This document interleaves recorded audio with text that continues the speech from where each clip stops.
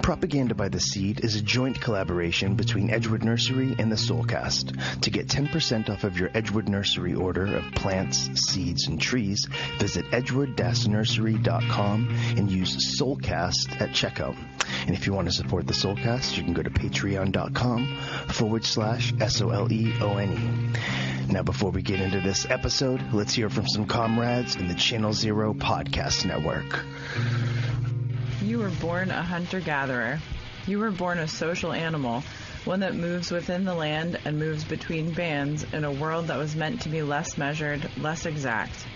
We were meant for lives with more meaning and less consequence. A life where connection and meaning are implicit, where animals have voices and trees have stories. A world where rivers flow unabated and water isn't a health hazard. A world without fences, a world without flags, a world without rulers and gods. It's our world, the world of primal anarchy. We are here to say that either the world burns or the cities do. We're here to say that abusers convince you that you have no choice. We're here to say that marketers convince you that you have their options. We're here to say that you are wild, that you can be free. We're here to say that there's a match in one end and bulk hunters in the other. And we aren't here to say that the world is waiting. We are here to say that the world is fighting. We are here to say that their story only ends one way. And we're here to tell you that there are others. Primal Anarchy Podcast is a collection of rants, tirades, condemnations, readings, musings, explorations, response, interviews, and iterations hosted by Primal Anarchist writers Kevin and Natasha Tucker. Find us online at primalanarchy.org, all major podcast platforms, and the Channel Zero Anarchist Podcast Network.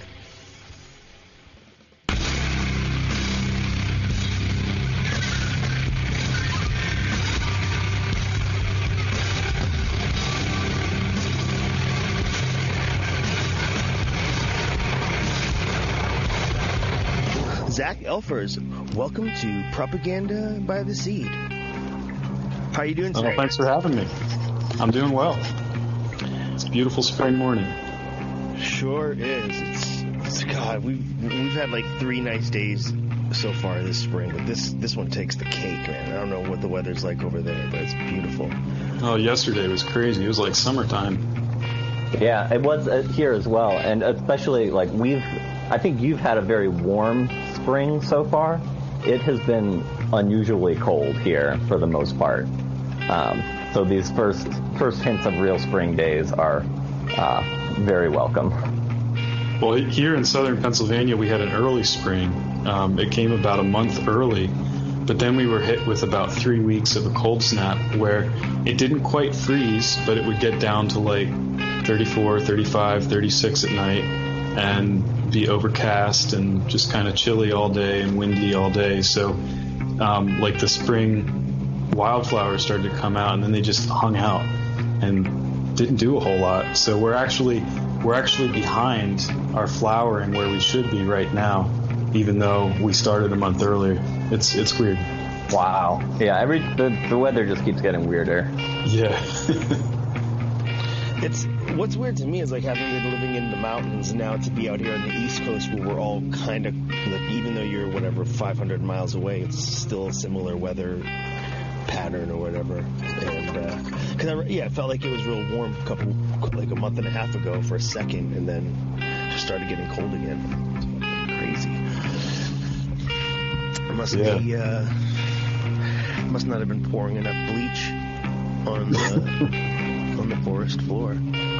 Yeah, there's a lot of dirt there. It's dirty. It's a dirty, filthy place. Shit. Cool. Well, so yeah, Zach, today we're having you on, originally to mainly talk about ground nuts, but we wanted to kind of pick your brain about some of the other stuff that you know a lot about. And, I don't know, just starting off, kind of like, I guess, because I don't actually, like, what do you, like, what's your day-to-day? What's your work with all of this? Is this what you do as, like, as a living? Like, are you... Yeah. I mean, increasingly more and more. Basically, I've been for whatever reason, I'm one of these people that just decided that I was going to sacrifice everything and follow my passions. So I'm 30 now, and for basically my whole adult life, I have basically not made any money. I just have done my own thing and gotten by, and just had faith that everything was just kind of going to work out.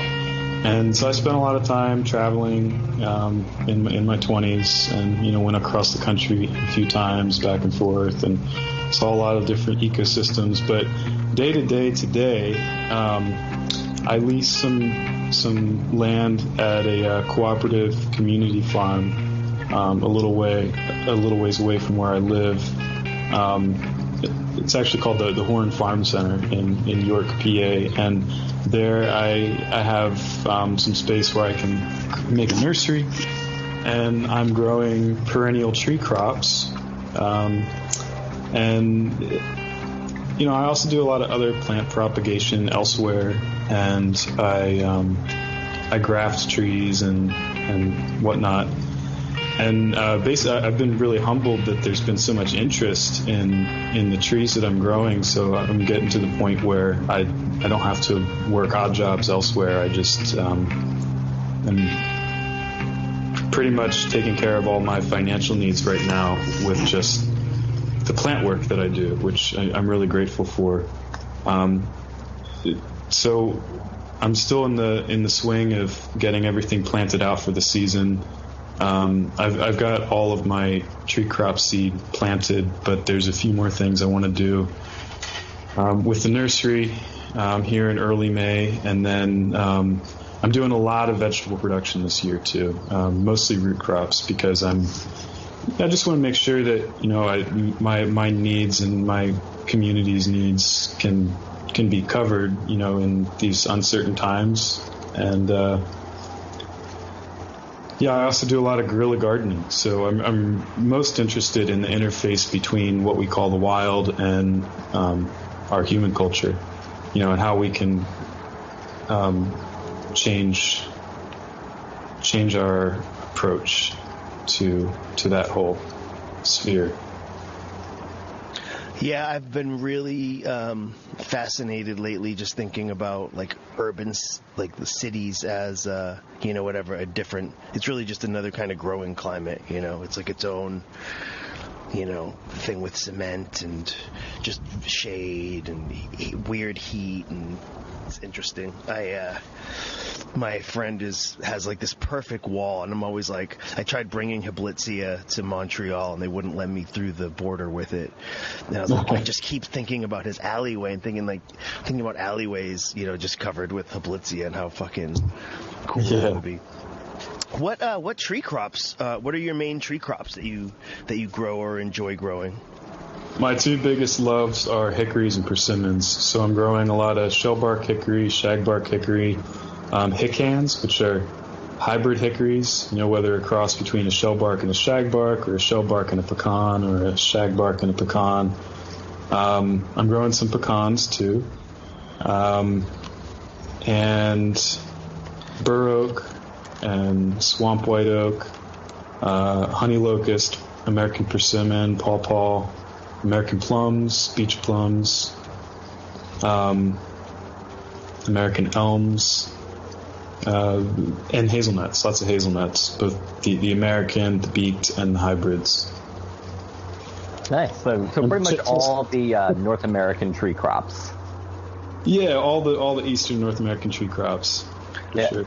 Minus hybrid chestnuts. Or do you do chestnuts too? Yes, I do. I forgot to mention them. I also forgot to mention black walnuts and butternuts. And yeah. So I've just always got it's the end of it's like you're saying, unstable times. Like a lot of people have been pointing to chestnuts as like the the crop to save humanity, but I don't know. Maybe it's something else. I'd love to turn people on to hickories. Hickories are my favorite, hands down, in terms of flavor, in terms of nutrition, and I think the potential is huge. How long do hickories take to produce from seed? Well,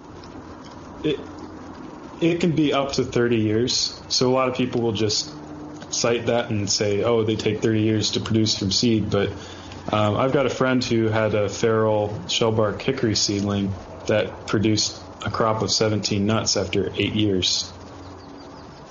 Wow. So yeah, they can be pretty precocious too. So they're longer than chestnuts, but because chestnuts can produce in like a precocious chestnut can produce in like 6 or 7 years. But, even chestnuts, it's like 12, 15 years is standard. Oaks can be like 12 to 15 years or 12 to 20 years. And so hickories are just a little bit later than that. It's usually like 16 to 24 years, I guess. And it depends on conditions too. Like if you're growing them in the open, and they get a lot of sunlight and they get good water access, they'll produce way faster than if they're grown in the forest. Like a shagbark, for example, that grows up in the forest might not produce any nuts for 40 years because it has to spend all that time getting big and reaching up to the canopy and competing with all the other trees, and that taxes it energetically. Yeah, for sure. Aaron had told me a while back about making hickory milk. Have you messed with that? Like totally. Yeah, it's good. Oh, it's amazing. Yeah, the thing with the hickory nuts is that a lot of them can be hard to crack. They either have thick shells, or even if they don't have thick shells, it can just be really tedious to sit there and shell each individual nut, which I do enjoy doing in the winter, but you could just put them in a big mortar and pestle, and you just pound the shit out of them and blend the shells and the nut meats equally into like a meal, into like a powder. And then you put all of that powder into water, and you bring it to a boil or simmer it over wood stove or something for a few hours, and all of those omega-3 fatty acids, all those polyunsaturated fats, like distill into the water, as well as a lot of the proteins and minerals and everything, and basically you get this really thick hickory broth. And the best part is that the bits of shell, they settle to the bottom, and all the bits of nut meat will float to the top. So you can just pour off the liquid and leave the shells in the bottom, discard it, and then you have basically everything that you wanted to get out of the nut in a drinkable form. And from there, I mean, you could just drink it as a tea, or you can strain it through really fine cheesecloth and actually catch the oil, and it's almost like butter. Wow. That's amazing. Damn. Would you say that you consume most of the hickory that you eat in that form, or is it pretty well split between, shelled nut meats and that? It's pretty well split, but I don't know. I probably plant more hickories than I eat. Fair enough. I definitely am familiar with that concept. Like, all right, I finally got this plant producing, but I have to save all of it for seed. Yeah, my girlfriend's always giving me a hard time about it. She's like, "You mean we can't eat these?" I'm like, "Not those ones. Those are my seed nuts. We can eat these over here." What, you mean these bad ones? Man. So are you like into permaculture or? Totally. Yeah. Okay. Cool. Yeah, I just like some people like resist the phrase or whatever. I'm just I do resist the phrase. I'll be honest. I try to avoid the P word and the rewilding word, and I get a little weary of buzzwords, but I'm totally on board. I like in my practices and everything. Cool. Well, in the name of permaculture, this is the part where we say, to hear the rest of this podcast, pay $750 to the following PayPal address. No, just kidding. Cool. So, I guess, but thinking about, whatever, these tree crops, and, next we move on to ground nuts. And I was just wondering if, like, they, that's how you were growing them, like in guilds, if that's what like brought you to ground nuts or whatever. But so let's talk about ground nuts now. So sure. You wrote this awesome article about the history of groundnuts, and it just fucking got me so pumped about them. I was already excited about them. But yeah, I guess if you could just kind of talk about, you know, the groundnuts, like the history of their use, and yeah, just let's talk about groundnuts a little bit. Yeah, for sure. So my first introduction to groundnuts was probably in 2013, which is when I met a good friend, he was kind of a mentor and, you know, a good friend of mine who had a native plant and permaculture nursery, and he taught me a lot of the plant propagation stuff that I know. So yeah, when I met Dale in 2013, he was growing all these groundnuts like around the margins of his food forest. That I guess he had gotten them from the Blackman collection or something. And you know, so he had like a bunch of different varieties. I think at like 2019 and 1972, they had numbers and stuff. I mean, over the years, it's all been lost track of, and they're just wild groundnuts growing all over the place at this point. But that was my introduction, and you know,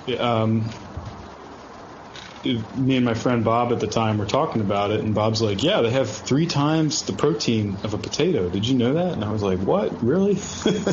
I was like, that's pretty cool, you know, and these groundnuts are pretty big, you know, they're practically the size of a potato, you know, they're everything from, I mean, they can be really small when they're young, but, you know, like, they're like golf ball sized all the way up to the size of your fist or even bigger. So they're like potatoes, but they've got 3 times the nutrition. And then I started eating some, and I was just blown away by the flavor. And so now I think I got my system down for eating them pretty well. I'll boil them for a little while until they get soft and they're cooked, and then I can squeeze them out of the skins. And then I'll usually fry them a little bit after that, kind of like mashed potatoes.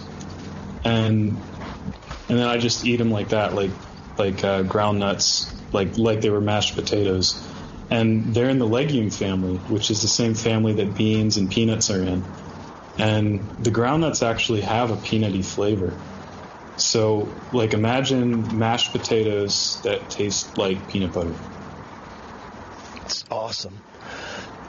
And are 3 times more nutritious than potatoes. It's, yeah, they're an amazing food in their own right. They're just totally amazing. So, like I said, that was like all the way back in 2013, but it wasn't until the last couple of years that I really started to research groundnut more, especially as I got interested in indigenous subsistence lifeways in Eastern North America and what that actually looks like. Because, you know, you go in like the old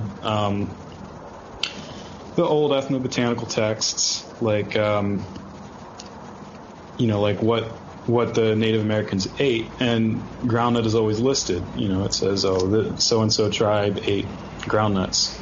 But that really doesn't preserve any of the context of what the world was actually like when people were eating groundnuts on the regular. So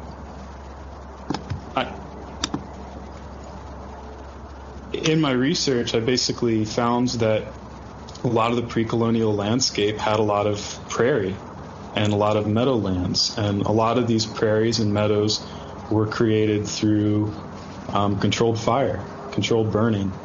So they were basically anthropogenic relics, and in these meadows, the old-timer accounts talk about how the pea vines grew everywhere throughout the meadows, and that all of the cattle and the horses loved to graze on the pea vines. And elsewhere, they talk about how growing at the roots of the pea vine was a tuber that was about the size of a hen's egg, was really good to eat, and it was on a chain connected to all these other tubers underground. And, you know, and in a lot of accounts, like the identity of pea vine is pretty well established as meaning groundnut. And so when I realized that, it was really a revelation, because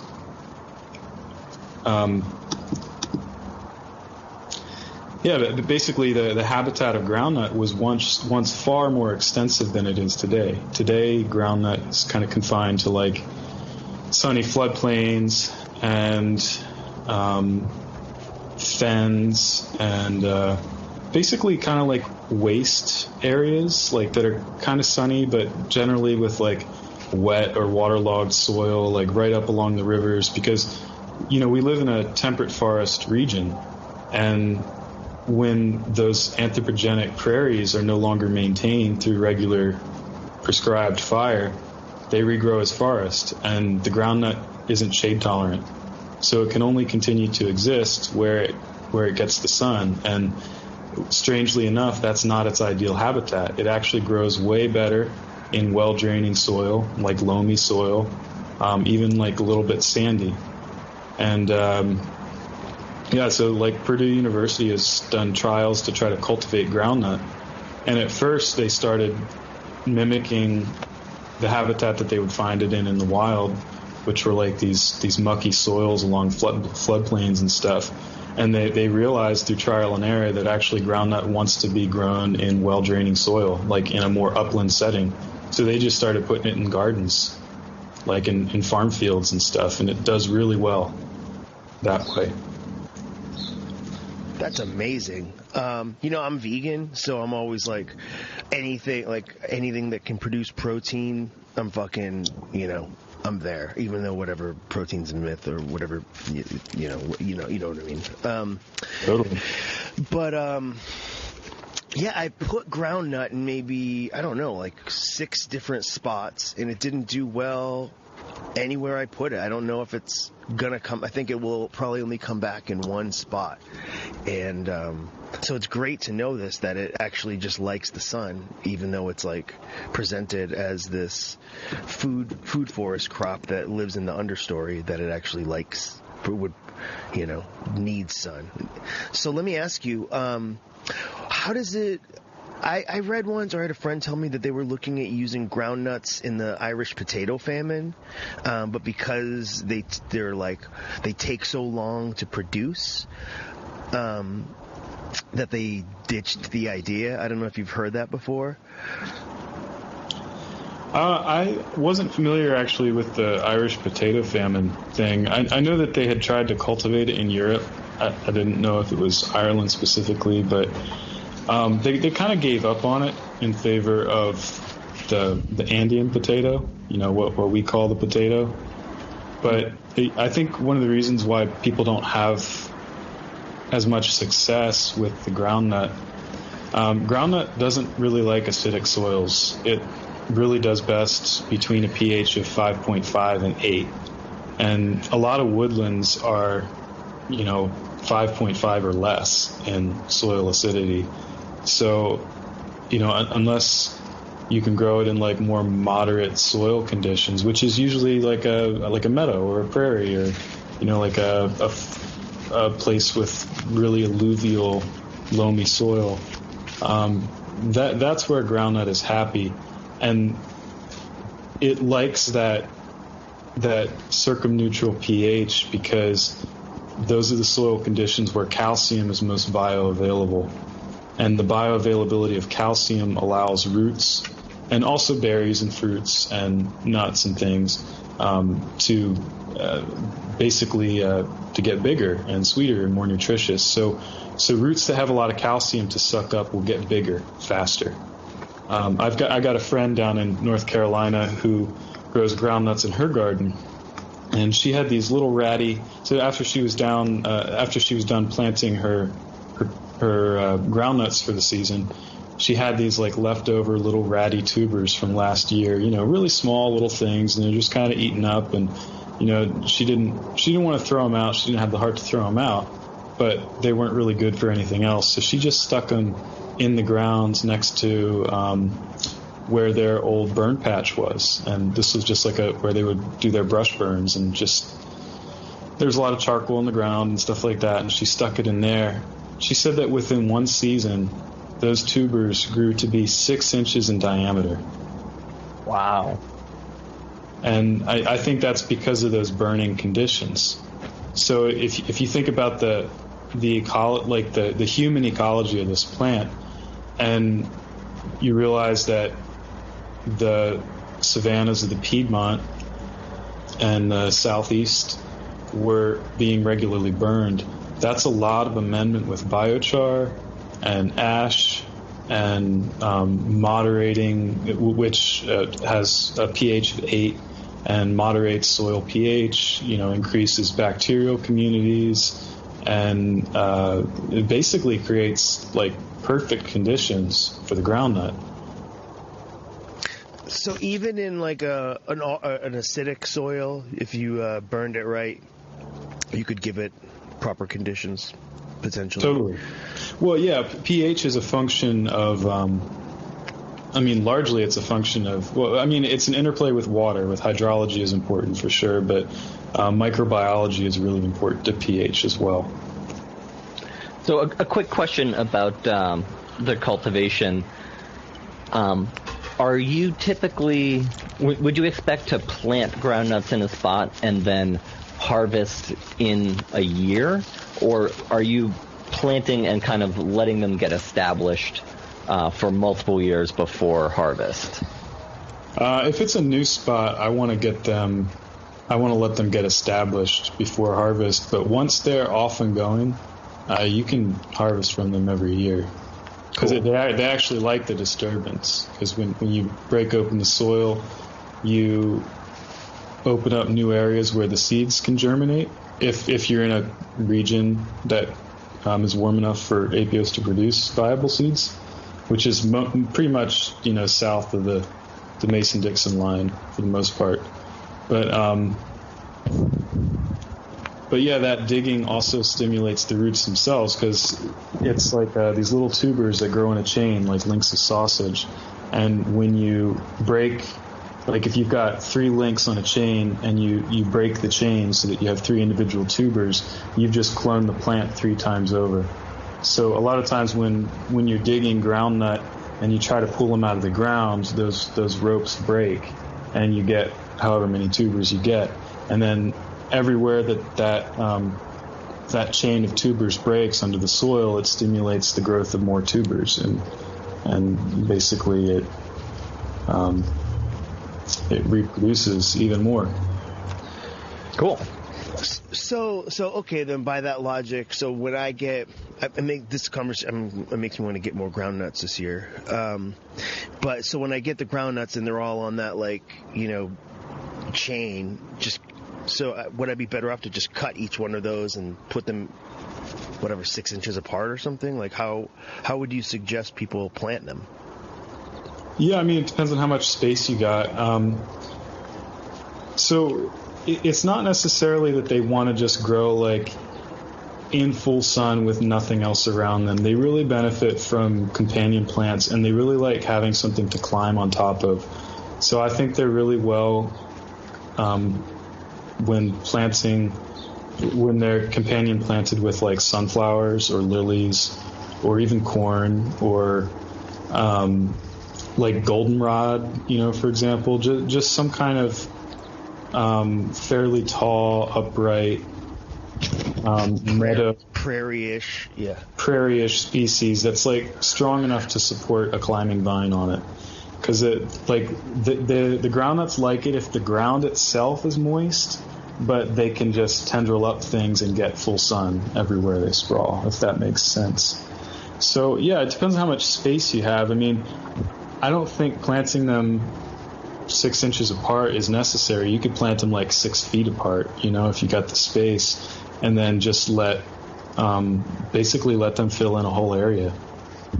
Wow.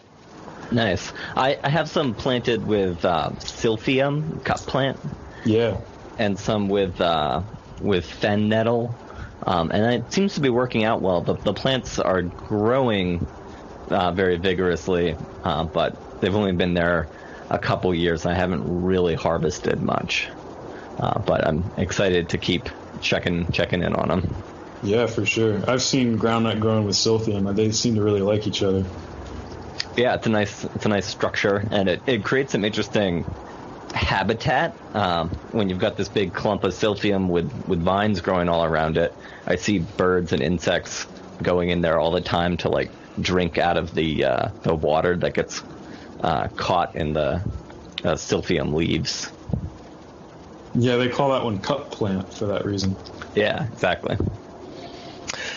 Hey Zach, here's a question. How does, I don't know if you know the answer to this, but how does groundnut compare with yam nutritionally, like yams, or like how does it stack up against yams and potatoes? Obviously it's more nutritious than potatoes, but I'm wondering, like, is it the same set of nutrients? Is it, it's got more protein in it, but like, when we think of yams and sweet potatoes, there's like, oh, it's a superfood. And so I'm just wondering, like, is groundnut, how does it compare nutritionally? I don't know. Okay. Cool. I'll Google it. I know sweet potatoes are more nutritious than potatoes, and so are groundnuts, but I don't know how groundnuts and sweet potatoes compare to each other. Yeah. Cool. Zach, have you noticed a big difference in different cultivars or sources of groundnuts? Have you done many like trials or comparisons? I haven't yet. No, I've been slowly trying to collect like existing cultivars that are out there, and I have a few that I grow from the Blackman collection, but I haven't been growing them long enough to really evaluate them side by side. I think I have 2019, 1849, 1972, and some other one. There are a series of numbers, and then I also grow. I got this year the ones from Oikos that they're offering, which is like the Kennebec groundnut from the Kennebec River in Maine, Virginia groundnut,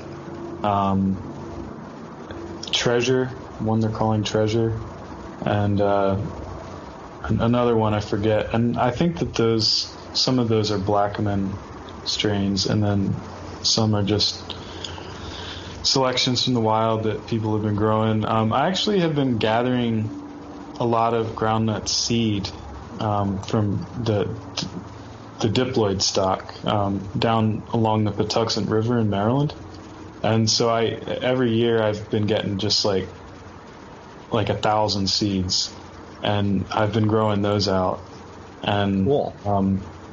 Just trying to get them to the point where they're established enough that I can actually start to like look at them and see what's going on and see which ones are better, and and whatnot.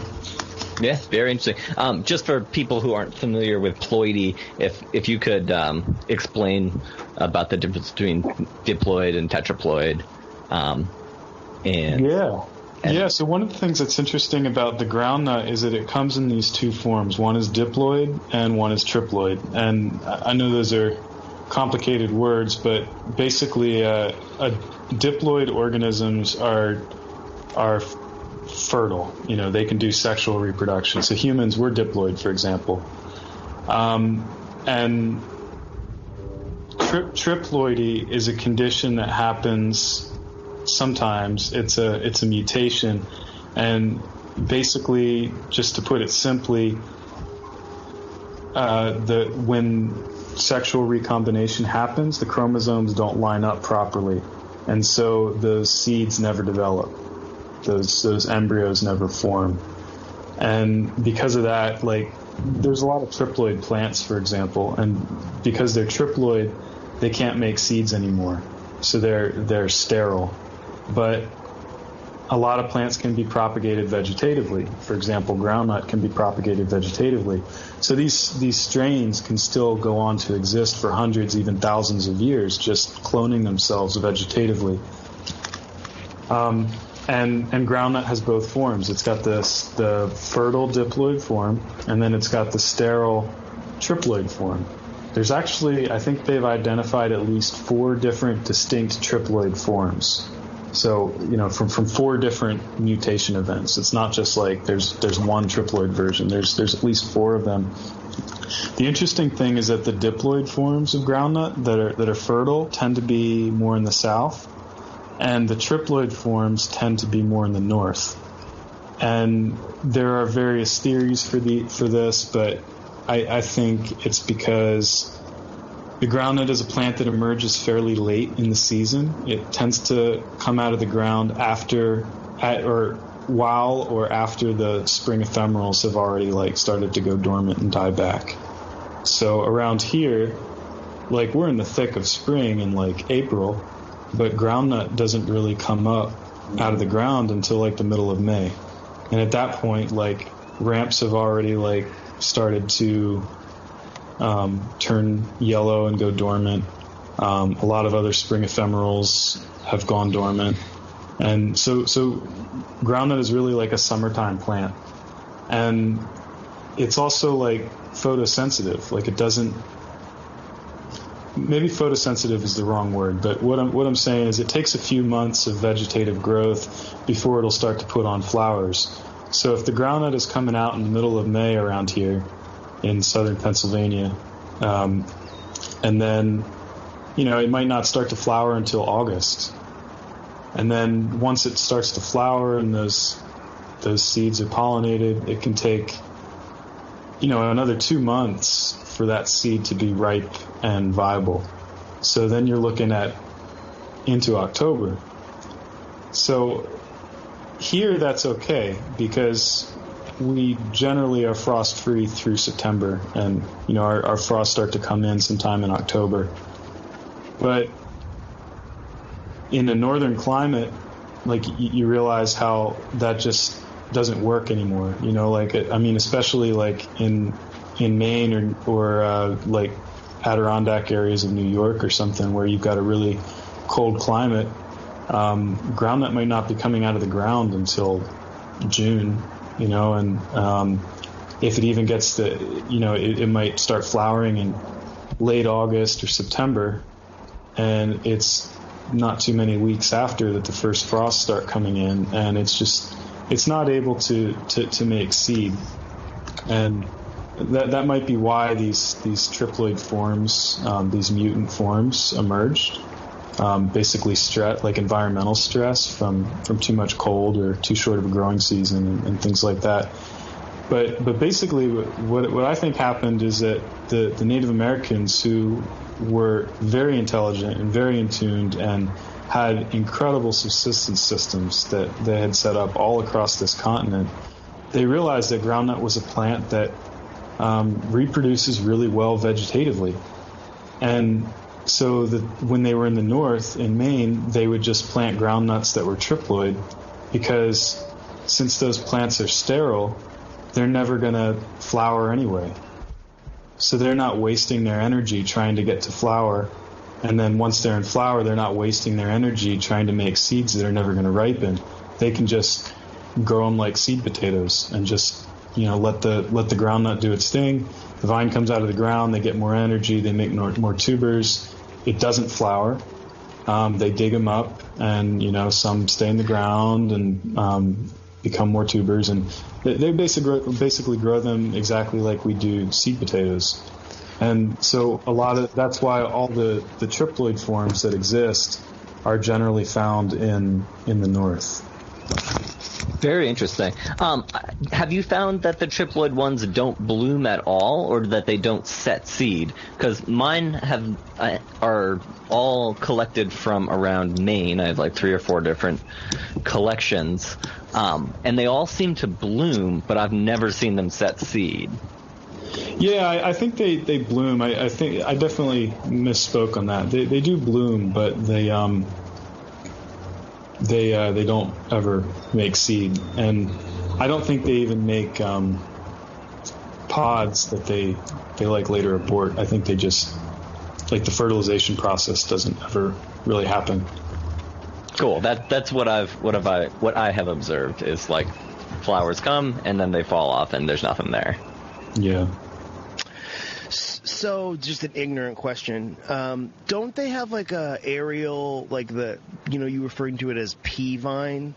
And that's because they also produce I've never seen this, but they produce a Is that what you're calling a seed, like the little pea, or? Yeah. So down in the southeast where they are fertile and they do produce seeds, they'll make a bean pod, and it's very much like a pea. And those are edible. I mean, you can roast the green bean pods or cook them just like they were pea pods, and they're pretty good. They're pretty much exactly identical to a pea. Okay. Yeah. I just wanted to clarify more that. like a green bean though. Because they're long pods. Awesome. Yeah. And what about the greens? Do you eat the greens on groundnuts? I've never eaten them, but they're really good for forage animals. They're really good forage for animals. So like cattle and horses and sheep love to eat the greens. That's one of the reasons why they were actually eradicated in the east, because a lot of these prairies and savannas that existed all over the Piedmont and southeast were overgrazed, and all of the groundnut got eaten out that way. Oh, interesting. Do you cultivate multiple species? Because I've only ever grown apios americana, but I believe there's another species. Yeah, there's also apios priceana, and that is also one I cultivate. I got a start of it from Mountain Gardens down in North Carolina, and then a contact of mine was able to send me seed from Alabama, from the wild. So that one is interesting. It's got a bigger, fatter vine than the apios americana, the groundnut we've been talking about. So it's like the vine can be the width of a pencil, for example. You know, it's it's still an annual vine. Like, it dies back to the ground every year and vines up every year, but it's just a bigger vine, and it's got wider, like rounder leaves. And it's got really almost like hot pink blossoms. So it's pretty cool looking.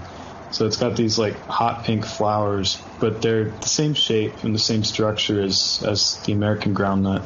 I think the bean pods can get longer too. But the thing that's different about it is that it doesn't make tubers in a chain. It just makes a single tuber. It just makes one big tuber that just gets bigger and bigger and bigger. I don't know what the upper limit is, but I think they can get pretty big, like the size of a football. Whoa. Very cool. That's fucking cool. Any idea how hardy those are? Yeah, I mean they're pretty hardy in terms of winter temperatures. I mean a lot of roots are, because they go dormant, and the ground doesn't really freeze that far down. I mean, even in Maine, I don't think the ground freezes more than a couple inches below the soil. So I don't know. That'd be interesting to try it up north and see how they do. But yeah, they're hardy here. They even down in Alabama, they ripen their seeds in like middle October. So I've never gotten mine. Mine aren't old enough yet to flower and make seed. So I'm hoping that they'll flower this year and make seed, and I'll get to watch to see if they're hardy enough in my climate to ripen seed. So I'm zone 6B on the edge of 7. Cool. And just for reference, historically the ground in Maine has frozen 5 feet deep, and it doesn't usually go that far nowadays, but definitely 2+ feet is not unusual. Oh wow, okay. Never mind. So even if it works, or apios priceana works for you, it might not want to kick it up here, but certainly interesting to think about. And sometimes you never know how hardy some of these plants are until you try. Yeah, for sure. Well, who knows? Yeah, there's some surprises, like Nashville breadroot, for example, which is like native as far north only as like the Nashville Basin in Middle Tennessee. That one is hardy to like zone 3 or something. Like you can probably put those tubers in the freezer for like a few months and take them out, and they'll still grow. Yeah, I heard an interesting explanation of that, where someone was describing a lot of the ancestors of these plants that we associate with even the Gulf Coast or southern North America used to live up north before the ice ages, and the glaciers just pushed them south, and a lot of them have residual hardiness from that, but just haven't been able to make their way north again. And it's a lot easier for the plants to move south because they're producing seed at a time when migrating birds can carry it south. But when the birds are migrating north, they haven't had a chance to set any seed for most species. So they can only kind of incrementally inch north again, but they can, kind of escape glaciation by moving south with migrating animals. That makes a lot of sense. Yeah, that was specifically in reference to the American species of Schizandra. I think day starvine is the common name. Schizandra glabra? Yeah, exactly. Oh, that's one I'd love to cultivate. Me too. I've been trying to get my hands on it, but they're very rare. But supposedly Zone 5 hardy, even though their native range is basically like Gulf Coast. Yeah, supposedly there's some specimens at like an arboretum outside of Philadelphia that my friend Max knows about. He was going to tell me he was going to maybe try to get some seed this year. He says they like flower and fruit and everything every year. Excellent. Yeah, supposedly there's some plants at the Corvallis USDA station, and Chris Homanix has been keeping an eye out for them for me. But yeah, I know Chris well. He's awesome. Yeah, no luck yet, but I'm going to keep looking for that one. And if anybody's listening and can get their hands on some, hit us up. That's all. I didn't even think Schizandra was native here. That's crazy. Yeah, there's a lot of crazy plants that are like especially here in the East Coast, we've got a lot of analogs with what you can find in like Japan and China. Any tune tree analogs? Not that I know of. All right. Well, before we move on to talk about, I don't know why the phrase keeps escaping me today. Before we move on to talk about controlled burns, is there any final last thoughts on groundnuts? I felt like it tasted like taro or yarrow root or something when I had it. But anyway, yeah. Aaron, any final questions about groundnut shit or any last? The last thing on my notes here is I wanted to ask Zach about what you think the potential for breeding work with groundnuts is, because it seems like a lot of these perennial crops that I'm really excited about and a lot of people are becoming more interested in. The kind of missing link to make them a bit more productive often is, a little bit of breeding work, and maybe speak to the breeding work that was done by indigenous people a long time ago that may have been kind of lost to lack of human interaction in the last few centuries. Yeah, well, thanks for that perspective. I mean, the native peoples definitely did a lot of breeding. In the case of the groundnut, though, I'm not sure that there's anything specific that I can point my finger to. And as far as contemporary breeding goes, that's a really interesting topic, because I think what a lot of people who are trying to breed the groundnut are aiming for is basically a groundnut that runs less, so it has shorter what they call stolons, which are the chains that link the tubers underground. So they want those to be shorter, so that the groundnuts are more in a cluster and don't run around for several feet. And they want them to mature faster and bigger within a single season. And I guess my concern is that a lot of times we in the West, in the so-called civilized white world, we try to adapt plants to the conditions that we want them to grow in, rather than flipping that narrative around and saying, well, how can I change the conditions that I'm growing this plant in? And I think that that's really relevant when it comes to the breeding work with Apios americana, with the groundnut, because like I mentioned with the the meadows managed with fire and appropriately planted with companion plants and things like that, I think groundnut has no trouble establishing itself, and you can have a harvest every single year of tubers that are the size of your fist if you're growing them in that way. And that's the goal of breeding, is that you can have tubers the size of your fist that you harvest every year. So I think it's just important that we also rethink the way that we're doing things rather than try to just use genetic modifications through breeding as like a Band-Aid for improper context, if that makes sense. That makes a lot of sense, and thanks for that perspective. So the groundnuts are already great as they are, and we just need to take a look and see how they want to be grown, and it's not an annual row crop. It is a plant adapted to polyculture already. Right, and that's the challenge that it poses to our industrial farming system, because that's basically why people gave up on it in favor of the potato, because the potato, you can till a bed, put them in there, get a huge yield, and then keep doing that every year. You can't really do that with the groundnut, and that's what I love about it too, because it's like this incredible, truly superfood that can be so productive and so incredible, but we can't really grow it to meet our subsistence needs unless we're also doing ecological regeneration at the same time. So it's a sneaky plant like that. It really wants you to connect in a better way. Awesome. I feel like this whole interview is just lining me up to burn my yard down and plant groundnuts everywhere.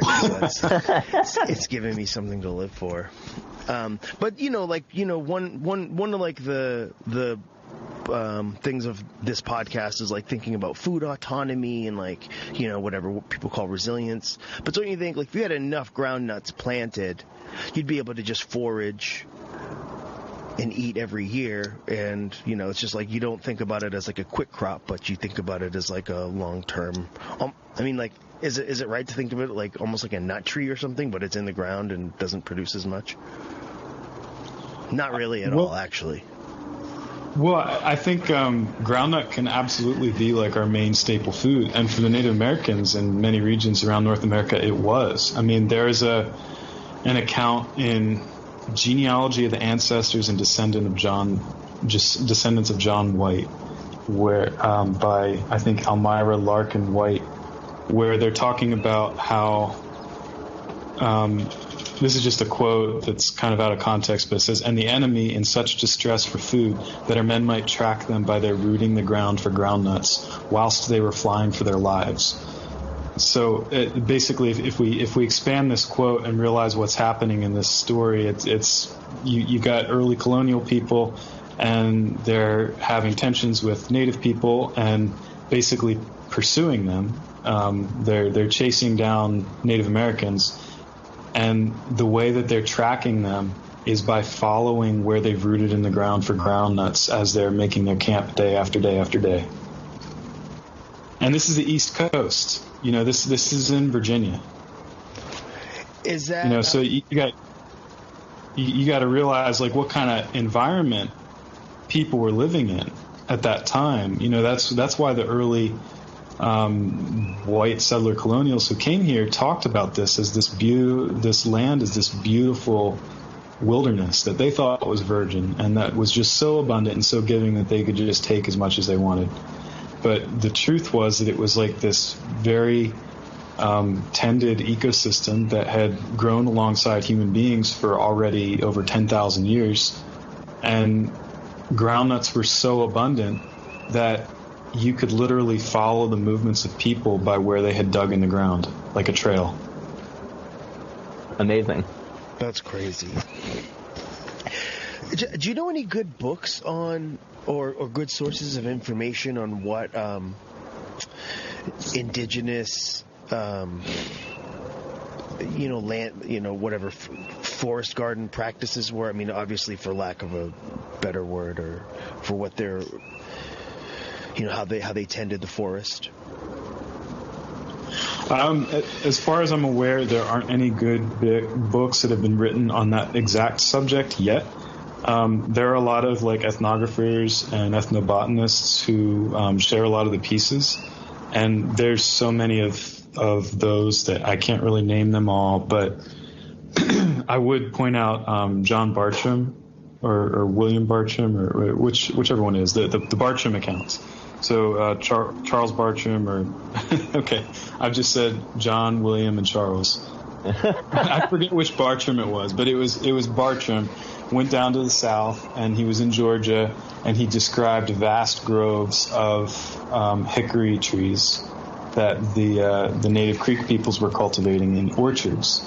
And he said that there was mulberry, and there was persimmon and pawpaw, and there was beautyberry in the understory, and like raspberries and stuff. And he basically describes these systems. So we do have accounts like that, kind of primary sources. That's awesome. Yeah, I've like seen hints of it in that book Braiding Sweetgrass, but I've just, it left me so curious to learn more about that. I mean, anyway.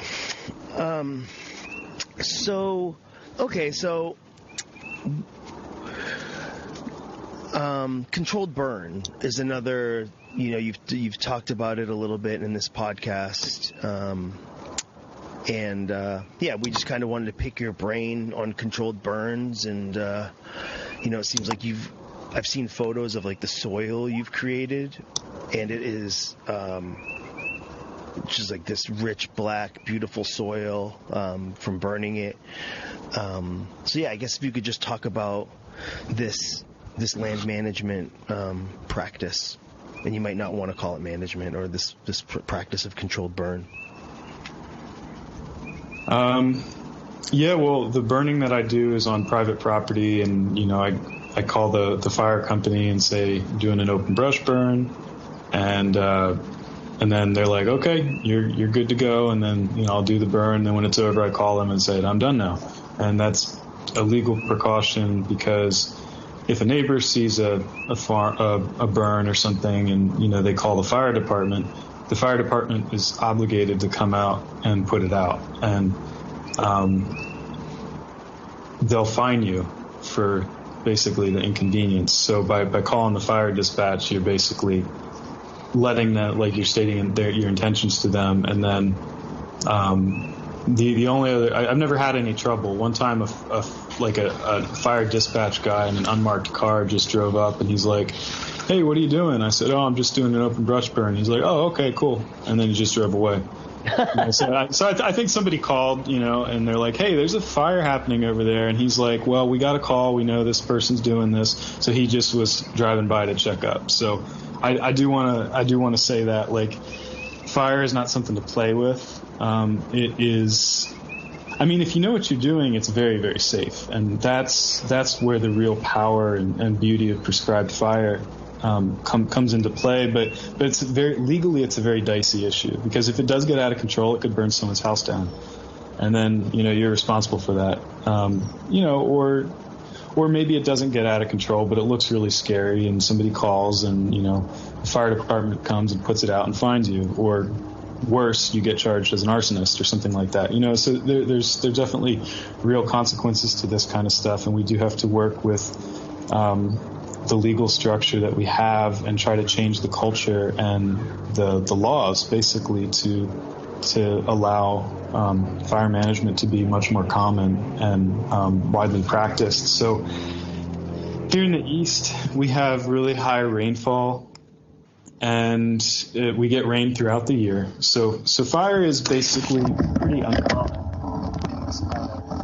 habitat. But in the summertime, we get a lot of thunderstorms, and especially like leading up to the thunderstorms, we can get lightning strikes of trees and things into the ground while, like, before the raindrops have fallen and the conditions are still dry enough to carry a flame. So if you break it down, like, in terms of what is natural fire in the East Coast that's independent of human beings, the scientists say that it's pretty much all from lightning strikes.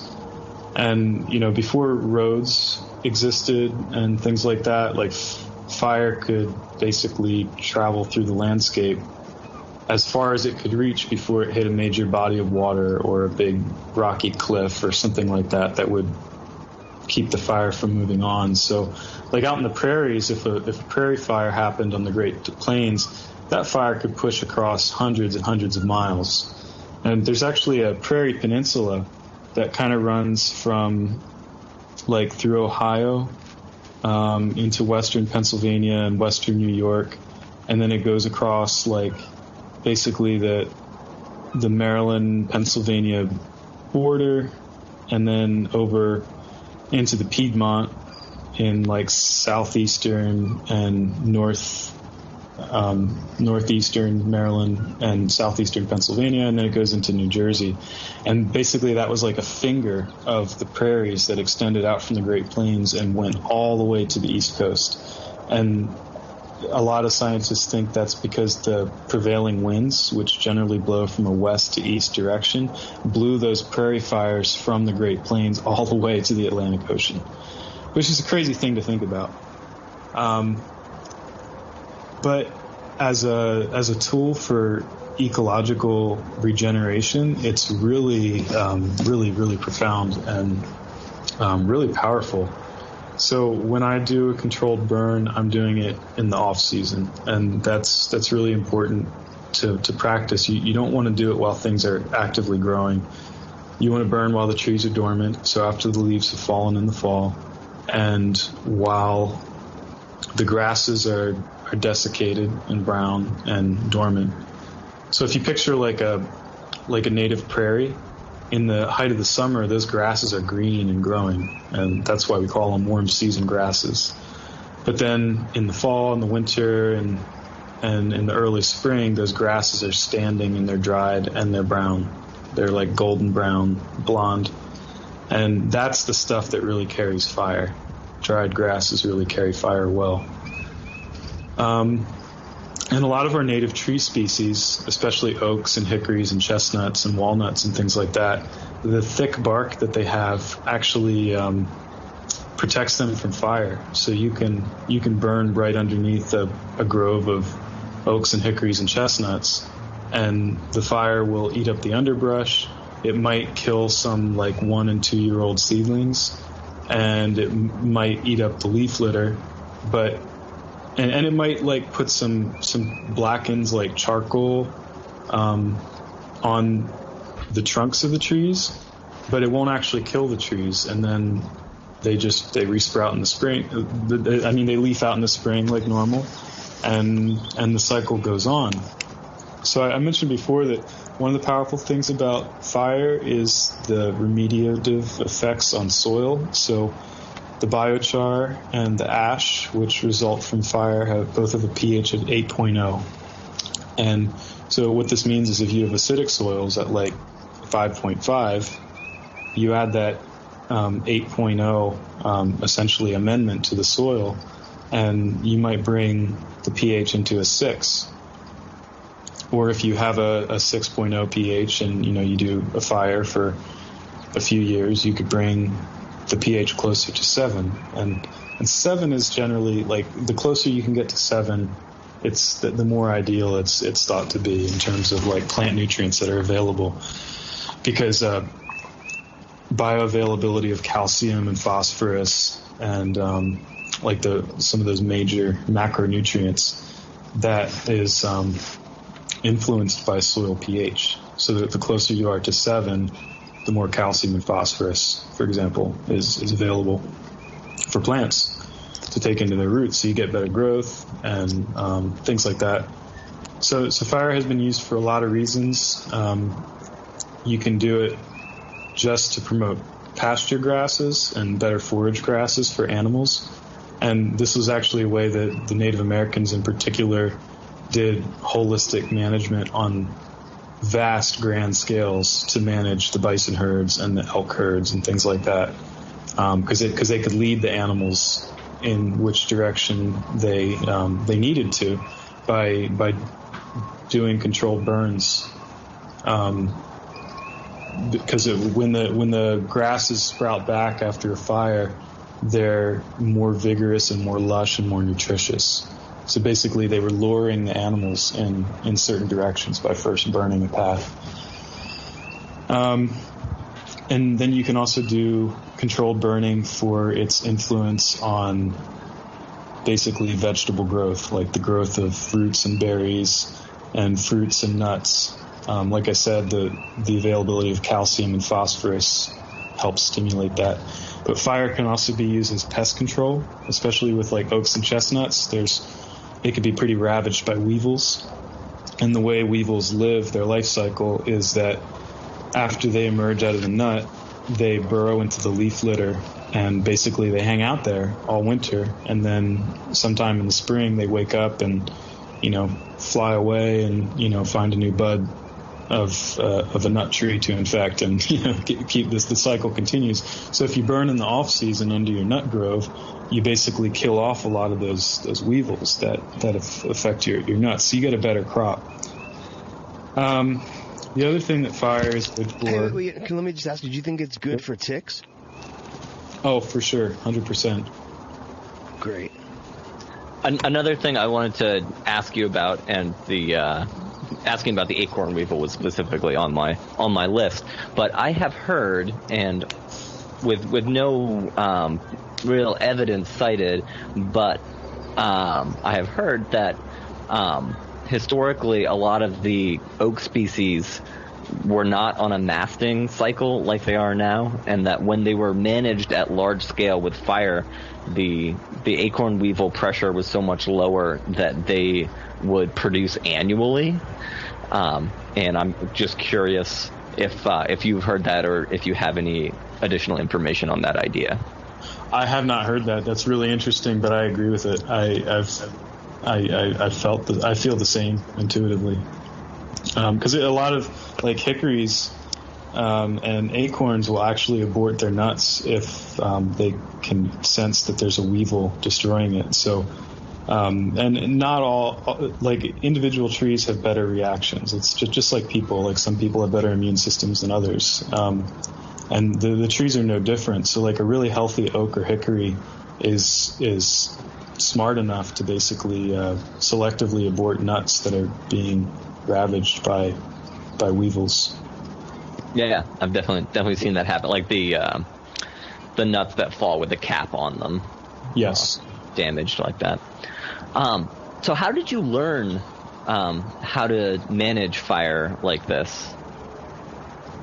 Well, I mean, I've read some stuff. I've tried to pick up pieces here and there from where I can. I follow like the Southeastern Grasslands Initiative and other like fire management activists around the East Coast in particular, but around the world in general. And, so I'm always trying to learn from the pros, so to speak, and, what they're doing. But to be honest, I've really learned just through doing it, just through trial and error.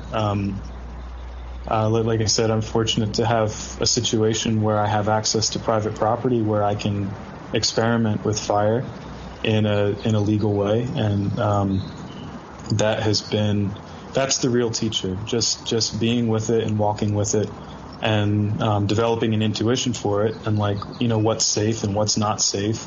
And I've definitely had some like close calls where I'm like, wow, I'm never doing that again. That was stupid, And you learn from something. You learn from your mistakes better than you learn from anything else. And that's it's a hard thing to talk about with fire in particular, because it's playing with fire. But yeah, I mean that's.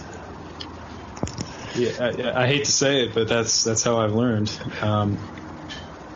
Cool. Well, that's how I've learned most everything that I know. So, I can get with that.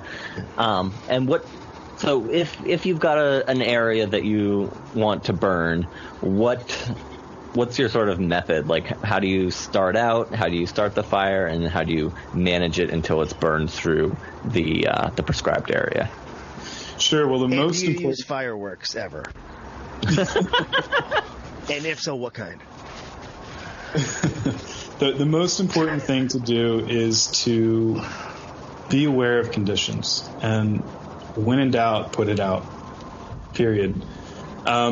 wind is a very important factor. The most dangerous thing with fire is unpredictable gusty winds. And so there's a few things to realize with fire when you're starting out that really help make things safe. I mean, number one, you want to have a fire break. All the time you want to have a fire break. And that can look like a number of things. You know, you can have, but usually people do, like if they're burning a grassland, for instance, they would make a fire break by having very shortly mowed grass, maybe 10 to 12 feet or even wider, basically all around the perimeter of the area that you want to burn. And basically that means that there's no incinerant in that area. So the fire theoretically isn't going to burn through your fire break. And I mean, it will technically, but it'll be so manageable that you can just step on it and put it out, you know, that kind of thing. But you got to watch out, because if the fire gets big enough and hot enough, it can seed itself like up to a half mile away if those embers get carried on the wind in just the right way. Never burn under power lines, because the heat from the smoke can create ionized gases that can cause the power lines to arc. So that's something to be aware of. Hey, can I cut you off? Do you hose down the fire break? I mean, at this point, I have a pretty good sense of what I'm doing, so I actually don't hose it down, but I do have water on hand. And that can be either access to a hose, or it can just be a big brigade of buckets, like a wall of buckets. And that works pretty well. So, like I said, a lot of it just comes from experience and knowing what kind of material you're burning, because different material burns at different rates, at different heats, at different speeds.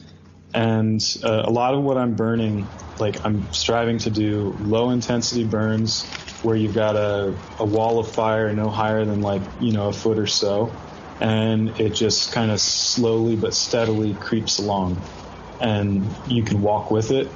And I'll carry a shovel to tamp it out, like a spade shovel, and I wear thick boots, and I have a bucket of water, and I'll just watch the line of flame and put it out as I need to, or let it go. But you want to be aware of the direction that you're burning. So if there's like a really slight breeze, or like it's not a windy day, but like the air current is taking fire in a certain direction, what you want to do is you want to start your burn right in the head of the wind. I mean, not in the head of the wind, like trying to think of the proper term, whether it's lee or windward, like the leeward or the windward side. But so imagine you've got this meadow, and it's got a south-facing aspect.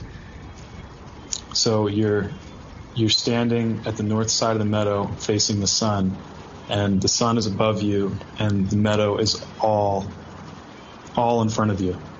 If the wind is blowing also from the south and blowing in your face, what you want to do is you want to start your burn all the way as far north as you can, because it seems counterintuitive, because the flames are going to start blowing right into your face. But fire doesn't burn back across itself twice, right? So if you burn all the incinerant away, that fire can't come back across. Actually, a lot of wildland firefighters will actually make fires as their fire breaks, because you can contain fire by burning an area around the fire, right? Because once it goes over a burned area, it's not going to burn over it again. There's nothing to burn. So what you do is you start your fire, all the way at the backside of the wind, and then when that fire starts to burn, you get a back burn. So rather than the wind carrying the flame, just bouncing and destroying through the entire meadow with flame, what you get is the wind is blowing in the direction that you've already burned. And so that tongue of fire that's like, a foot tall is almost horizontal back over the charcoal that's already been burned. That's so cool. if that makes sense. So that's something to be aware of too. And don't do it alone. I mean, especially if you're new, but definitely don't do it alone. Have a buddy on hand, have several buddies on hand, and the standard tools I would recommend are just good durable work boots that you can walk over fire with and tamp fire out with. Spade, like a long-handled spade shovel that you can use as a tamp. Everybody should have 1 or preferably 2 5-gallon buckets of water just in case, and try to use the shovel first, because like the water is like your last resort. You don't want to just like panic and then dump all your water and then realize that it's not effective and now you have no water and the fire's even bigger. Use the shovel and the tamp. Just lightly tamp and use the water if you need it, but also just be aware of the legality of what you're doing. Make sure you're on private property and you've notified the fire crew, or not your local fire dispatch. Yeah, because Aaron suggested it for our property, and when I called the fire department about it, I talked to the fire chief, and he was like, I thought it was like some big crazy deal. He's like, no, that's nothing. He's like, you know what, and before you do it, we'll come over and you can give us an idea of what you're doing. If we have any pointers for you, we'll give them to you, and just let us know when you're going to do it. And totally, and I was like thinking, they're going to like ask me like specific questions about like, okay, how do you plan to tamp the headwinds or whatever? But they were just like, nah, if you're it's just fire. Like, it's not a big deal. Like, we know where that house is. We know it's on the forest. Like, we'll make sure you don't burn the forest down. It's all good, And I was like, there's a lot of great new legislation to basically accommodate prescribed fire, which I'm really happy for. The culture's changing in a lot of ways to accept fire management again. But also it's worth pointing out that here in the East, like, we don't have the problem that California does, where we really get these out of control blazing wildfires. I mean, there's some exceptions. Like a few years ago in western North Carolina and eastern Tennessee, it was the middle of a drought year, and there were some wildfires that got pretty out of control. But for the most part, like, at least where I live in southern Pennsylvania, like, there's so many creeks and there's so many roads that even if a fire didn't get out of hand, or did get out of hand, like, it's not going to be unstoppable. Like, it's going to, like, worst case scenario, it would like maybe take out a couple houses, but like, there's so many natural barriers for fire in the East that, it's not the kind of thing where it's going to like burn a whole county down, for example. Right, yeah. I moved here back here from Colorado, and so it's like I see fire, and I just like, I get triggered or whatever. So in a woodland ecosystem, what's your fire break? Are you just raking up all the leaves and using that as as your fire break? Yeah, I'm raking up the leaves, but I'm also generally always doing it where there's a creek within access. So either I'm burning towards the creek, and that's my fire break, or because I'm near a creek, I have an unlimited supply of water, and because you can also create fire breaks with water. So, like in a woodland, for example, you can rake the leaves away, and then you on the bare dirt that's left, you can pour buckets of water, and that will also stop fire. Cool. Well, that's great, because the only area of woodland that I'm like, oh wow, I should really try this is right by a creek. So it's an easy place to start. Yeah, the other thing with fire management that makes it such a powerful tool ecologically is for regeneration of the seed bank and seedling growth. So, like, especially in meadow settings and even in woodlands, like, you got that leaf litter, and you've got the thatch of the dried and desiccated grasses, and that's a barrier to seedling germination. It's just like if you dumped straw all over your garden after you had seeded all of your vegetables, and then you're surprised like 2 weeks later when your parsnips aren't germinating or something. It's the same principle with the meadow. So by burning the prairie, you basically open up a lot of soil to the sun, and whatever seeds are on the ground have a chance to germinate. So the native peoples use this to their advantage by in some cases intentionally seeding, and they would scatter the seeds of like edible wildflowers and root foods and things like that, and actually actively manage the populations. And so they would come through and burn a meadow, and just after it's burned, they would scatter these seeds, and they would all readily germinate because they're able to. There's no thatch holding them back, and it's the same in the woods. With that leaf litter gone, you get more germination of whatever seeds are in the seed bank. Cool. Just like one last question Sure. One last question. One question from me. Is this something you would like if someone has like a backyard forest garden kind of thing? Like, do you think this is just a good thing to do every couple of years? To whatever, annual gardens, forest gardens, like, is this just like a technique that we should be using more readily?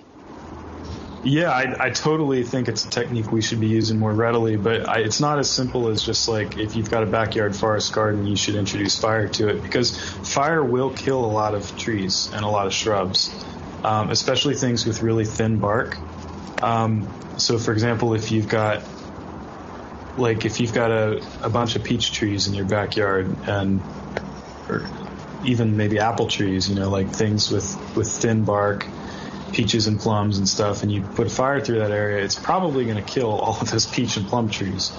Now, they might resprout, and keep going, but, it's probably going to kill them. And, that's something to be aware of. So here in the East, like the way the natives did it is that they used fire in the ecosystem for so long that it was a fire-hardy ecosystem. Like I said, the oak and the hickory have bark that is resilient against fire. Black walnuts are resilient against fire. Chestnuts are resilient against fire. Pretty much all of our native plums and even pawpaw and things like that, if they get top killed by fire, they resprout readily. Hazelnuts resprout readily, and that actually helps manage them. Fire's really good with strawberries. So I have like a wild strawberry patch that I tend with fire, and it just, every year the strawberry leaves grow back so lush and so beautiful, and they expand so rapidly. Like the patch of strawberries expands so rapidly, and they have so many flowers on them and the sweetest fruits. I mean, there's some applications where fire makes so much sense. Like, rather than people investing so much energy in like trying to rejuvenate their strawberry patch, they could just burn it every year. That's amazing. I love you could just see some marketing campaign for some upstart strawberry company. We burn our fire, whatever. Ecological strawberries. It just seems like it's a, I hate to say fun, but it's an interesting technique to experiment with. That's for sure. Well, I mean, it is fun, but it's also like really, really efficient, because like we've learned this style of farming that comes from Europe, which, because of the enclosure movement, they stopped letting land go fallow. And in the medieval times, like, the peasants would burn their fallow. But, when the enclosure movements happened, especially in England in like the 16th century, one of the other things they did is they got rid of the fallow system and they turned it into perpetual crop rotation. So rather than just letting the land go fallow, they would grow like clover and turnips, for example, and they just keep it under constant cultivation. And what that did is it also meant that fire didn't have a use anymore. And so, because we're not using fire, we're spending so much time hand weeding.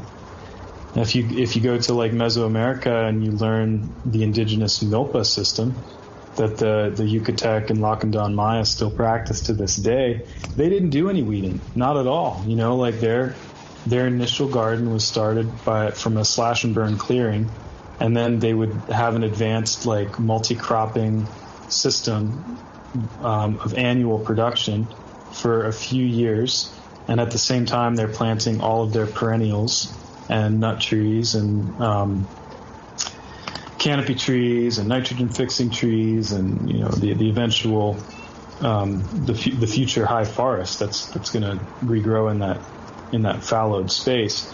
And all along, they're not doing any weeding. They're just planting so densely and using ecological succession that there's no weeding to speak of. So I have like burn gardens that I call them now, where I'm growing like some native perennial foods and things in the system, but I'm also like, I can grow whatever I want in there, right? Like after I burn, I can broadcast sow kale seed, I can plant potatoes, whatever.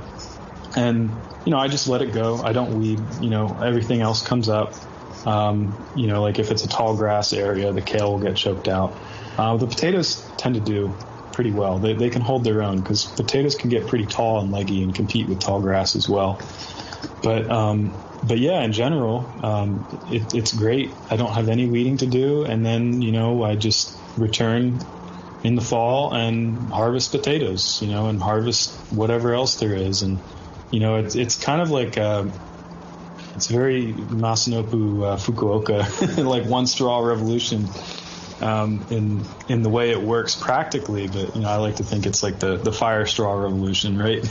the missing piece that Fukuoka never talked about was fire. Very cool. So some of the problem woody weeds that we have around here are like Asiatic bittersweet and Japanese honeysuckle. Do you think those would be readily managed with prescribed fire? Yeah, prescribed fire will usually kill them in one application. Nice. And even if it doesn't, it'll top kill them and they'll just resprout, and then you can either hand weed them at that point or just do another fire the next season. But yeah, 100% it kills them. Excellent. Glad to hear that. And if you have an area that's really like thick and brushy with those, I could see it being difficult to keep a low intensity burn. Would it make sense to like kind of get in there with a chainsaw and remove some of that brushy material first, just to make the fire management easier? Yeah, I mean, in that case, like vinescapes and things, there isn't really enough incinerant to carry fire. Even though there's a lot of biomass, there isn't really enough incinerant. Okay. So what you want to do is exactly like you said, go in there with a chainsaw or a machete and make a lot of slash. So you just want to chop as much biomass as you can so that it's not connected to its roots and it can die and dry out. And then come back a season later after it's dried out pretty well, and then you can just burn it like it's a big bonfire. Okay, cool. And then you reset the ecology, and then you can influence its regeneration by bringing in like native seeds and things like that. Cool. I'll definitely be scoping out some spots to do that in the next couple of years. So okay, well, here's a question. So if let's say the landscape, you have like tons and tons of just like destroyed, dead, old pine trees and just things you've cut down over the years that are just kind of sitting there, would you burn those separately from the controlled burn in like a bonfire, or would you just kind of add that to the fucking barbecue? I mean, it depends. Like if your fire breaks are covered and like there's no chance of a canopy fire, you want to watch out for that. Like you don't want to have a pile of brush that's so big that it's going to like catch other things on fire, in a really detrimental way that you don't want. I would just add it to the barbecue. Nice. Cool. Cool. So, you touched on the Milpa system stuff. I'm curious, like what specifically, what crops other than like have you tried to do like the specific Milpa technique on your land? I haven't done the specific Milpa because the specific Milpa is very place-based to the tropical highlands of like Guatemala and the Yucatan and things like that, or places like that. But I believe from my research and what I've come to learn about our local ecology, that we had a system very much like the milpa all throughout North America. And that's, for example, the corn, beans, and squash, which was an export here from Mesoamerica, was grown in milpa-style systems, where there would be a clearing made through slash and burn. Corn, beans, and squash would be part of the multi-cropping system during the initial years before a canopy can grow back. And then, that was part of a shifting cultivation paradigm. So then, the next year people would move on to a different slash and burn patch and a different slash and burn patch, and eventually, over the cycle of like hundreds and hundreds of years, people end up at the same place again. But yeah, the reason I believe that it was used in the East Coast is there's some scientific research out there that suggests that it doesn't really make the suggestion. It actually poses it as a question. We realize that the speed at which the deciduous broadleaf forests colonized eastern North America was so quick that it like outpaces all of our computer modeling, like how it could have happened so quickly. And when the conversions from, like, let's say boreal forest to deciduous oak hickory forest happened, it was generally very quickly too. Like, that conversion process didn't take like thousands and thousands of years. Sometimes it would just take like 2,000 years, and it was converted. And for a climate that was in its last glacial maxima like 12,000 years ago, that's pretty amazing that it happened as fast as it did. And I believe that's because it was facilitated by humans. So some of the anthropological research that's coming out of like the lower Midwest, let's say like Missouri and Kentucky and areas like that, show that right around 3,000 years ago, human population densities started to increase, and human settlements were associated with clearings that were made in upland sites and along floodplains. And at the time, like 3,000 years ago, Kentucky and Missouri still had like a hemlock, white pine, northern hardwoods like birches and things like that ecosystem. Like their woods was like hemlock and pine and birch. And in these upland clearings and along the floodplains and stuff, these oak and hickory forests started to emerge. And, of course, a lot of academia is disconnected. Like, for example, the anthropologists don't talk to the ecologists. I mean, now we have ecological anthropology, which is great, but historically, that's a pretty new development. So, in the past, ecologists would just be like, oh, okay, yeah, this oak hickory forest now starts emerging, and they try to find factors for that. It's like, oh, well, there must have been a climatic change. Maybe the weather got warmer, maybe rainfall increased, maybe this, maybe that. And that's why there's an oak hickory forest, right? And then the anthropologists are confined in a lot of ways to just contemporary like accounts, like ethnographic reports. And because they're not really informed by the ecology. But now we have ecological anthropology, and when we understand how the milpa system worked, where after the initial slash and burn, the Maya milpa workers are planting 80 to 120 species at a time, planning for the full ecological succession of that space. Then when you look at the ecology of eastern North America, it totally makes sense. It's like, oh yeah, of course oak hickory forest with persimmons and pawpaws and all this stuff started to emerge in those spaces where humans had cleared them because humans planted them there. And there's Natalie Mueller has done a lot of interesting research with the lost crops of North America, and this is basically exactly what she finds, but without the conclusion as it relates to the forest cover. So she studies like chenopod's, like goosefoots, lamb's quarters, erect knotweed, sumpweed, Iva annua, and like little barley grass and things like that. But basically annual plants that are native to eastern North America that were cultivated and domesticated for thousands of years on the continent. And so she's done a lot of tracking of, where these domestications happened, how they occurred, why they occurred. And then she says that, they seem to have been abandoned when the corn, beans, and squash complex was imported from Mesoamerica, because I guess maize is just so much more productive than lamb's quarters seed grain, for example. That it made a no-brainer to switch to a maize-based system. But then the whole component to this conversation that's missing in the academia at present is how these lost crops and domesticated annual plants were also related to the wider ecological transformation that was occurring at the hands of the indigenous people all over the continent. That is fucking fascinating. It's crazy. Amaranth comes from Central and South America too, correct?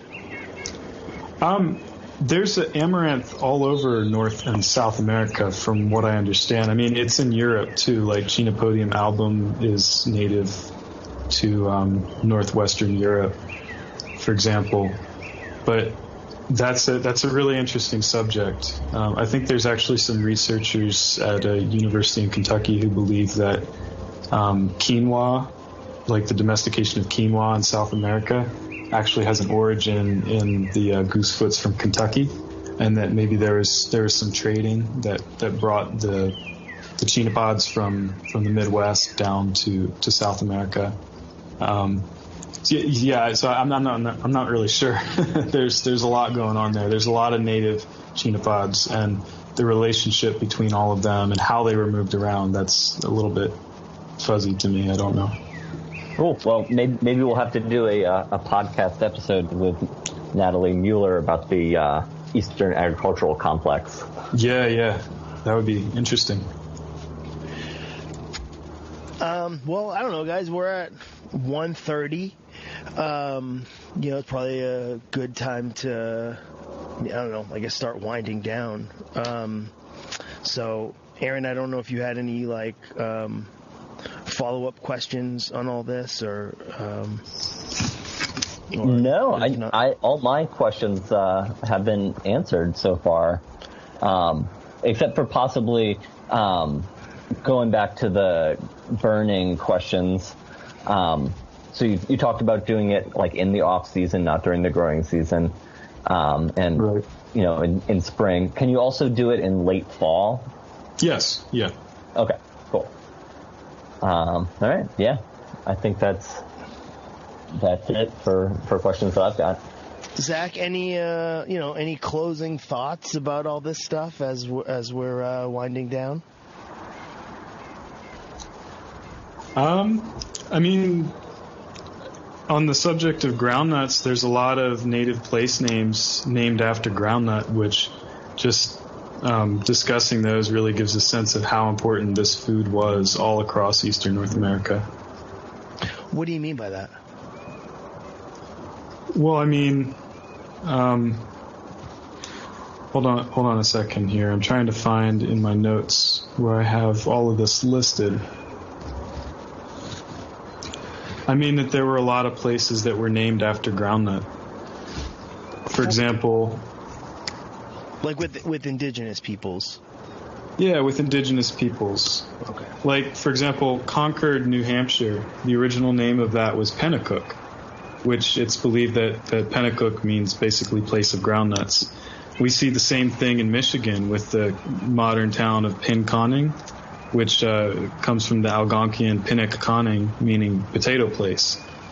Elias Yanovsky, in his 1936 book, Food Plants of the North American Indians, which is still probably the most comprehensive book about the foods of the North American Indians, he said that Apios americana was known as far west as Nebraska, Wyoming, Montana, North Dakota, South Dakota, Minnesota, Wisconsin, and all the eastern states. So whether it was actually being cultivated in all those places or just known through trade, I don't really know. But it's just amazing to think about the range of this plant. So the Dakota called it Mdo or Modo. It was blow to the Tetons, and forgive my pronunciation, I'm probably getting this wrong. It was called Nu to the Omaha and the Ponca, to Do for the Winnebago, the Pawnee called it Its. The present city of Chester, next to Philadelphia, was known as Michoacán, which means place of large groundnuts. And like the Sagapan Harbor, like in New York, derives from it has two meanings in Algonquian. It means place of the opening, but also place of groundnuts. The Loup River was named by the Omaha the Nutonka, and that river is in Nebraska, I believe. So Nutonka means river where new abounds, and new is the Omaha name for Apios americana. Even the name of Topeka, Kansas, means place of good groundnut digging. Wow. So down the Great Plains, groundnut is just like so abundant, and it's like if there's one point I have in all of this, it's just that groundnut was so important as first food of the indigenous peoples of Eastern North America that growing it, I think, it could be considered like a way to honor their memory in a lot of ways. So it's Hopin, Hoppinus, Open, Opana, Okipana, Hoppinus, Sag, Sukapan, Sagapan. These are all Algonquian variations of the word for groundnut. The Cherokee called it Inage Tanenuna or Ako. Hell, I can't pronounce that. A lot of other names for it. The Muskogee Creek have a creek it was called the Taloga Creek, and that means basically the groundnut creek. So yeah, that's basically my final thought. It's just that groundnut is super important. It's named everywhere. Even the names of peoples were named after it, like the Monacan peoples of the Virginia Piedmont. It's thought that means the people who dig groundnuts. Wow. Very interesting. And what is so crazy about that is, like, here we are, you say the word groundnut and no one has any fucking idea what it is. This is a food that people ate, for 10,000 years and only has pretty much been, I don't know, maybe removed from our diets in the last 200 years? I mean, I shouldn't say ours because we're settlers, but removed from the diet, in like the last 200 years, 300 years? And it's just all over. And yeah, with all these names of places all over the country, and it just goes to show you how in this like moment of coronavirus, how just instantly you think everything is everything will just keep going the way it has, but just in an instant everything could change, and it's a good time to decolonize your diet. Absolutely.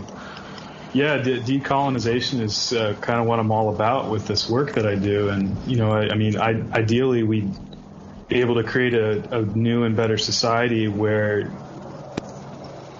past tragedies like the Trail of Tears can be, at least partially undone by having indigenous peoples rematriated to their ancestral lands, and basically us white European people basically taking a step back and letting the indigenous have what is rightfully theirs. That was taken away with every treaty. But until we get to that point, the next best thing we can do is to rematriate the first foods of this region. And so I think planting groundnut is a big part of that. It's a big component to that rematriation.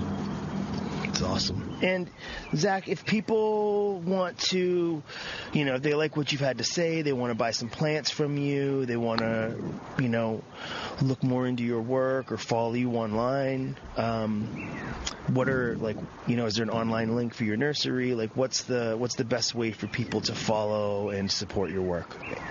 My nursery isn't really formalized at this point. You should just reach out to me directly. I do have an email address, zachelfers@gmail.com. I'm on Facebook under my name, Zach Elfers. I'm on Instagram, Woodland Rambler. So I can be reached in a variety of ways. But and I have a website, nomadseed.com. Awesome.